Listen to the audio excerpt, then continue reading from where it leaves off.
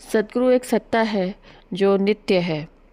सद्गुरु सदाफुल्देव जी महाराज कहते थे कि मुझे यह ज्ञान है कि जन्म क्या है, मृत्यु क्या है, मैं गर्भ में कैसे आया, पूर्व जन्म में मैं क्या था, इस शरीर के पहले मेरी पूर्व की समाधि कहाँ है, इन सब का ज्ञान मुझे है।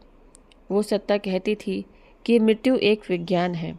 शरीर मरता है, लेकिन शरीर के अंदर रहने वाला जो शरीरी है वह कहाँ मरता है, वह तो नित्य है, चेतन है, शाश्वत है। स्वामी जी कहते हैं कि परमाणु क्रम का ज्ञान योगी को होता है। वह नए परमाणुओं को पकड़ता है और पुराने परमाणुओं को छोड़ता रहता है। परमाणु क्रम का ज्ञान विहंगम योग का सर्वोपरि ज्ञान है। यहाँ पर परमाणुओं का मतलब आध्यात्मिक परमाणुओं से है, जिसकी भूमि को कहा गया है अक्षर की भूमि, अक्षर का मंडल। स्वामी जी परमाणु विज्ञान के वेत्ता थे और उसी परमाणु का अनुभव प्रथमाचार्य श्री महाराज को कराए थे।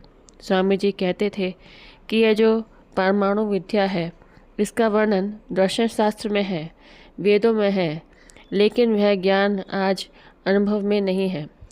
प्रथमाचार्य जी से सद्गुरु भगवान कहते थे कि मैंने परमाणु क्रम का ज्ञान प्राप्त किया है परमाणु की भूमि में बैठ करके, और यह ज्ञान प्राप्त हुआ है मुझे नित्यानादि सद्गुरु के द्वारा।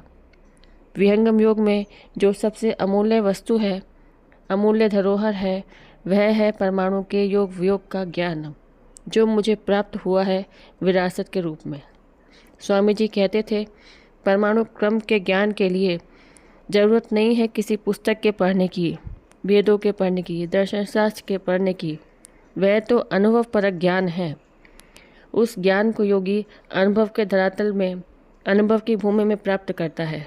परमाणु क्रम के ज्ञान से ही विहंगम योगी एक स्थान पर बैठ करके अपनी आध्यात्मिक शक्ति का संचार करता है।